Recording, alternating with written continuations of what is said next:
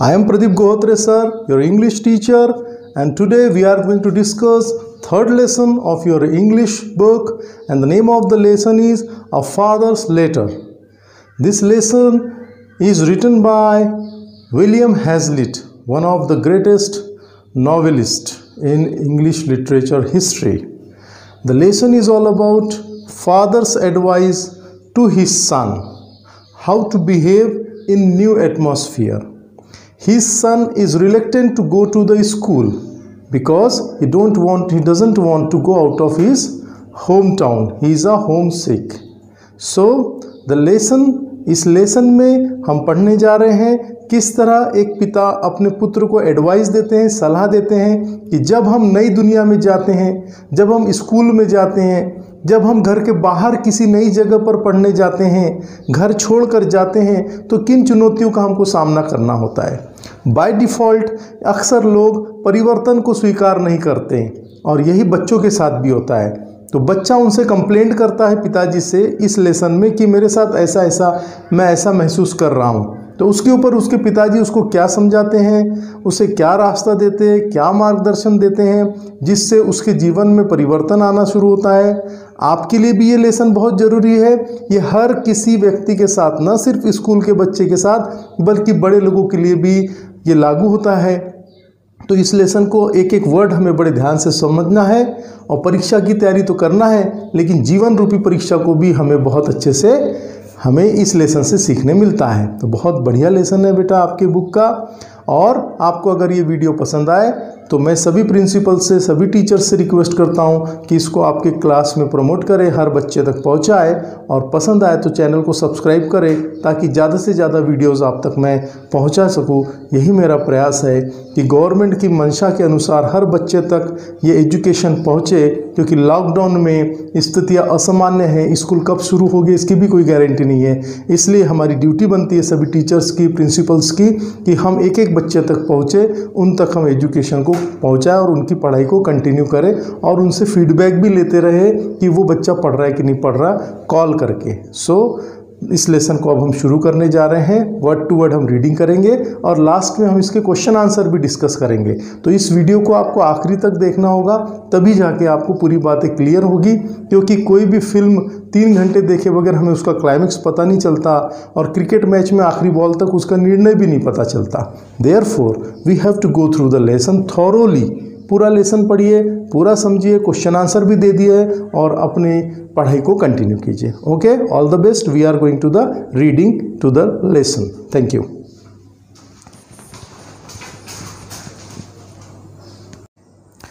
My dear little fellow, you are now going to settle at school and may consider this as your first entrance into the world.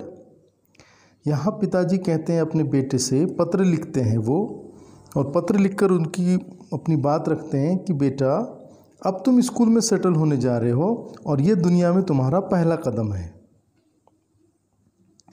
As my health is so indifferent and I may not be with you long, I wish to leave you some advice, the best I can, for your conduct in life, both that it may be of use to you and as something to remember me by. तो उन्होंने कहा है यहाँ पर, पापा कहते हैं कि मेरा स्वास्थ्य अच्छा नहीं रहता, इंडिफरेंट यानी एक जैसा नहीं रहता, और मैं तुम्हारे साथ लंबे समय तक नहीं रह पाऊँगा, और मैं तुम्हें कुछ एडवाइस देना चाहता हूँ, अच्छे से अच्छी जो मैं दे सकता हूँ तुम्हारे जीवन में, तुम्हारे व्यवहार के लिए। और इसका मतलब ये भी है कि जो तुम्हें काम में भी आए और उनके वजह से तुम मुझे याद भी रखो। I may at least be able to caution you against my own errors if nothing else. और कुछ नहीं तो कम से कम मैंने जो गलतियाँ की अपने जीवन में, मैं उसके बारे में तुमको आगाह कर सकूँ, सतर्क कर सकूँ। As we went along to your new place of destination, you often repeated that you durst say that they were a set of stupid, disagreeable people, meaning the people at the school. जब मैं आपके साथ आपके school में आया था नई जगह पर, तो आप बार बार मुझे कह रहे थे, आप ये हिम्मत कर रहे थे कहने की कि वो बच्चे जिनके साथ आप रहते हो वो स्टूपिड है, जिन्हें जो दूसरों को पसंद नहीं करते, दूसरों की बात नहीं मानते, अपने स्कूल के बच्चों के बारे में कहा। You are to blame in this, आपको मैं इसके लिए जिम्मेदारी दूंगा, ये आप इसके लिए आप जिम्मेदार हैं, ऐसा पापा बच्चे से कहते हैं। It is a good old rule to hope for the best, ये अच्छी बात है कि हमें अच्छे की उम्मीद करना चाहिए। Always my dear believe things to be right till you find them to the contrary, आपको जब तक पूरी तरह विपरीत ना हो जाए आपको विश्वास करना चाहिए कि चीज़ें अच्छी होगी। And even then instead of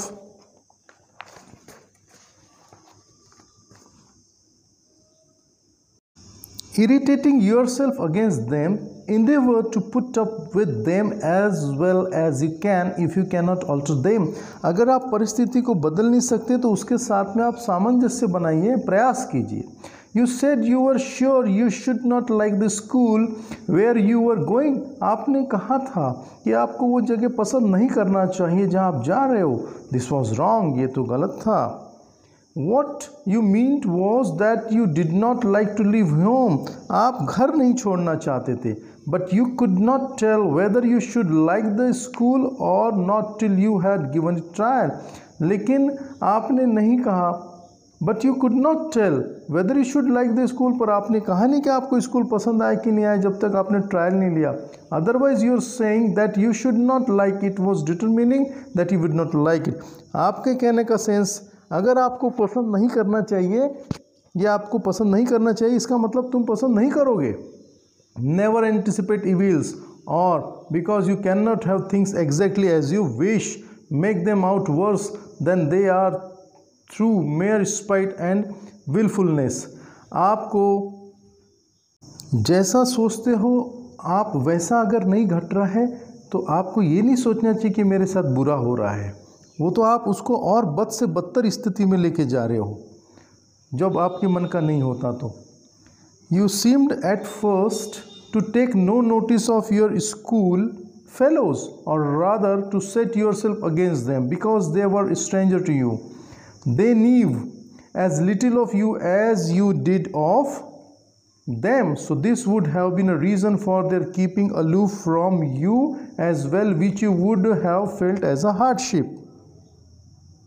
ऐसा लग रहा था कि तुम अपने स्कूल के बच्चों पे साथियों पे ध्यान नहीं दे रहे और बल्कि तुमने उन्हें अपने खिलाफ कर लिया क्योंकि वो आपके लिए अजनबी थे।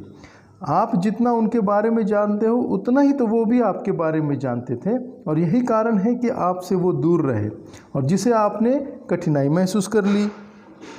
Learn never to conceive a prejudice against other because you know nothing of them, दूसरों के बारे में पूर्वग्रही नहीं होना, आप उनके बारे में कुछ नहीं जानते तो उनके बारे में गलत विचार न बनाएं।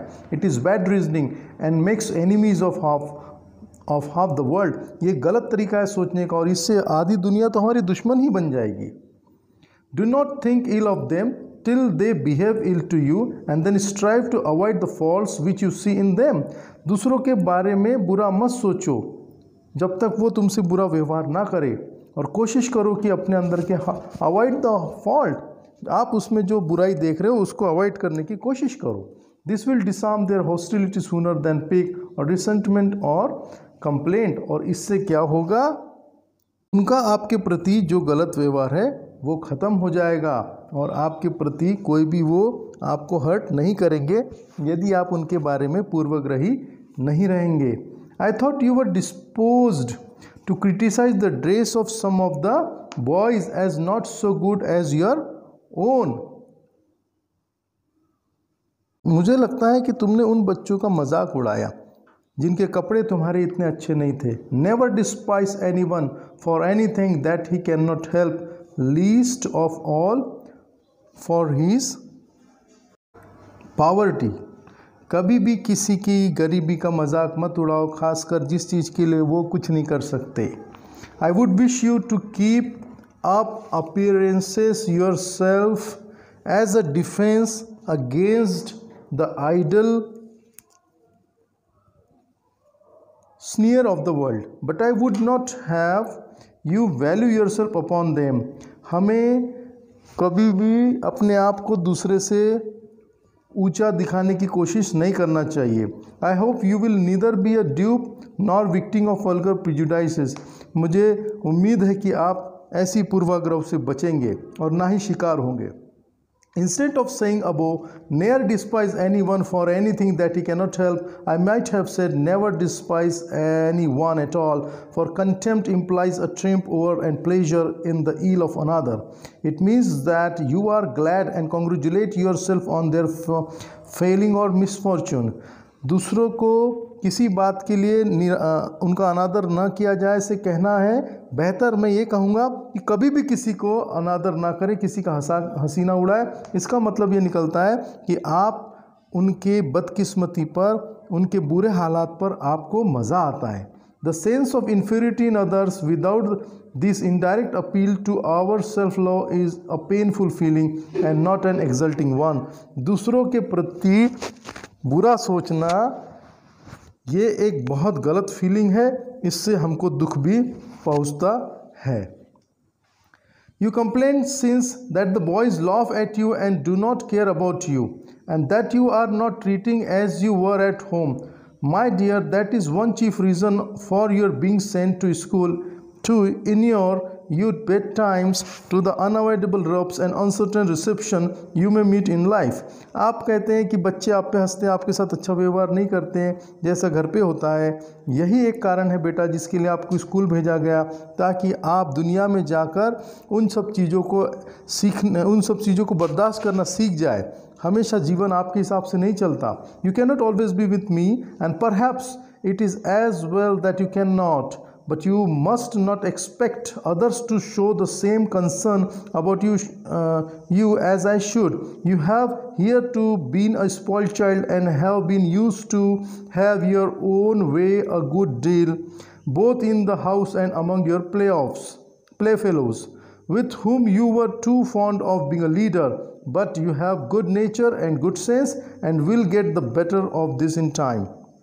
यहाँ उनके पिताजी बताते हैं, बेटा आपको ज़िंदगी आपके मन से नहीं चलती, मैं हमेशा आपके साथ नहीं रह सकूँगा। और आपको यहाँ पर, आप तो एक बिगड़े हुए बच्चे थे, लेकिन आपको वहाँ जाकर, यहाँ पर घर पर जैसा व्यवहार मिलता था, आप अपने साथियों के साथ जैसे राजा बन के रहते थे, लेकिन बाहर अगर आप जाएंगे तो आपको संभल के रहना है, आपको अच्छा नेचर, आपको अच्छा सेंस रखना है, और यही आपको विपरीत परिस्थिति में आपको आगे लेके जाएगा। You have now got many other boys who are your equals or bigger and stronger than yourself, and who have something else to attain to besides humoring your whims and fancies, and you feel this as a repulse or piece of injustice. But the first lesson to learn is that there are other people in the world besides yourself. आपके school में आपके level के, आपके सामाजिक रुतबे के हिसाब से लड़के वहाँ पर आपके लेवल के लड़के हैं, तो जो आपको उतना इम्पोर्टेंस नहीं देते क्योंकि उनकी कुछ और भी प्राथमिकताएं हैं, तो आपको वो गलत लगता है, आपको लगता है कि मेरे साथ इनजस्टिस हो रहा है। बट बेटा, पहला लेसन जो सीखने लायक है कि आपके अलावा भी दुनिया में और भी लोग है, और उनका अपना जीने का तरीका है, उसे हमें एक्सेप्ट करना होगा। There are a number of boys in the school where you are, whose amusements and pursuits, whatever they may be, are and ought to be of as much consequence to them as yours can be to you, and to which therefore you must give way in your turn. आपके school में बहुत से ऐसे बच्चे जिनकी खुद की अपने मनोरंजन है, उनकी खुद की अपना उनकी सोच है, और वो चीज़ें उनके लिए बहुत इंपॉर्टेंस रखती है जितना आपके लिए आपके विचार रखते हैं। इसीलिए आपको भी उनकी बातों का सम्मान करना चाहिए। The more airs of childish self importance you give your self, you will only expose to your self to be the more थ्वाटेड एंड लाफ्ड एट। जितना आप अपने आप को इम्पोर्टेंस दोगे, बचपना दिखाओगे, उतना ही आपको लोग को अवॉइड करेंगे और आप पे हंसेंगे। True equality is the only true morality और true wisdom. This is the most important line of this lesson कि ट्रू इक्वलिटी ही is the only true morality. आप एक समान व्यवहार करेंगे, सबको समान देखेंगे, वही बुद्धिमानी का काम है। Remember always that you are but one among others and you can hardly mistake your place in society. ये मान के चलिए कि आप सब में से एक हो, आप हो, और आप अपनी जगह गलती नहीं कर सकते समाज में।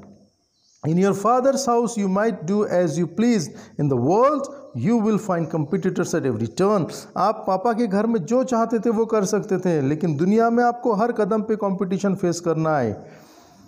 You are not born a king's son to destroy or dedicate To millions you can only expect to share their fate and settle your differences amicably with them.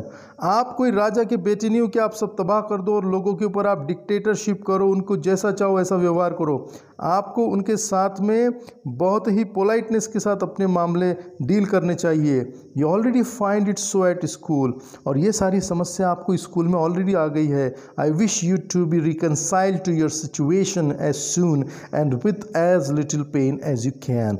और मैं ये उम्मीद करता हूँ, प्रार्थना करता हूँ कि आप इन सब मामलों को बहुत अच्छे से रिकनसाइल, निपटा लेंगे, सेटल कर लेंगे और बहुत जल्दी कर लेंगे, कम से कम दुख हासिल करके। So your affectionate father William Hazlitt. तो पिताजी कहते हैं कि तुम्हें सारी समस्या जो दुनिया में आनी है वो तो स्कूल में ऑलरेडी आ गई है, तो तुम इसको बहुत जल्दी सेटल कर लोगे और बहुत जल्दी तुम कम से कम दर्द में तुम इस सिचुएशन को सेट कर लोगे। मुझे ऐसी उम्मीद है, मैं प्रार्थना करता हूँ। तुम्हारा अफेक्शनेट यानी बहुत प्यार करने वाले तुम्हारे पिताजी विलियम हैजलिट। ये लेटर यहाँ पर ख़त्म होता है बेटा। अब आगे हम देखते हैं। बेटा वीडियो बहुत लंबा हो गया है, इसलिए मैं एक एक क्वेश्चन आपको आंसर एक्सप्लेन नहीं कर पाऊँगा। आप वीडियो को पॉज करके इन नोट्स को नोट कर ले, इनको अपनी कॉपी में लिख ले और बार बार इसको पढ़ें, याद करें। डेफिनेटली आपको क्वेश्चन आंसर याद हो जाएंगे और आप अपने एग्ज़ाम में बहुत अच्छा कर पाएंगे। आपको अगर वीडियो पसंद आया हो बेटा तो इसको लाइक करो और शेयर करके सब्सक्राइब करो।